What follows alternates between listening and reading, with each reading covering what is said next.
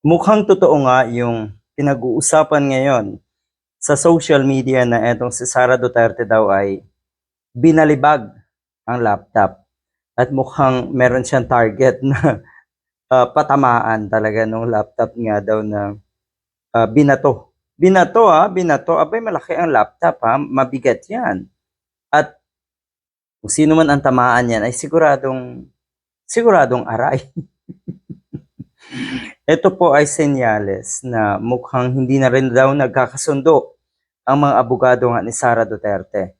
At mukhang ang ilan daw na abogado na kanyang kinuha nga ay lalayas na rin at babaliktad na.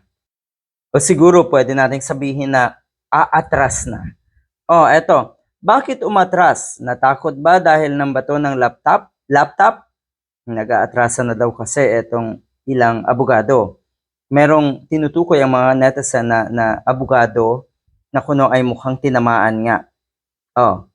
Inaayawan ka na ng mga lawyer mo dahil sa ugali mo. Wala ka na sayad.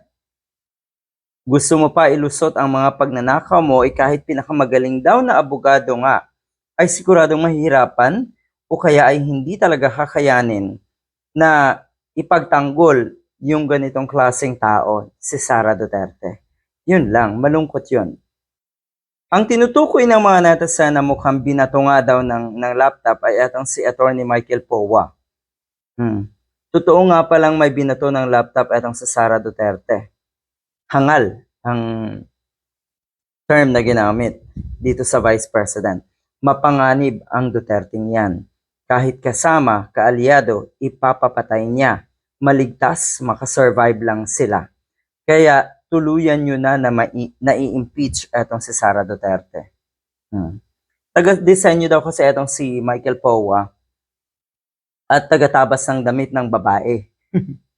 Hindi daw talaga totoong abogado. Ang SESTE, isinama kasi natong si Powa ang cash deposits at cash at hand sa others ng salin nga netong si Sara Duterte. Ang totoo niyan, hindi naman daw accountant etong isang ito. Nanghuhula lang daw yan. So mukhang yan daw ang isa sa mga dahilan kaya nag-alburuto sa galit nga etong si Sara Duterte. Ganyan po kabayolente ang mga Duterte. At sa tingin ko, ang isa sa or ang pinakabayolente sa kanila, pinaka-criminal mind sa kanila ay etong si Sara Duterte.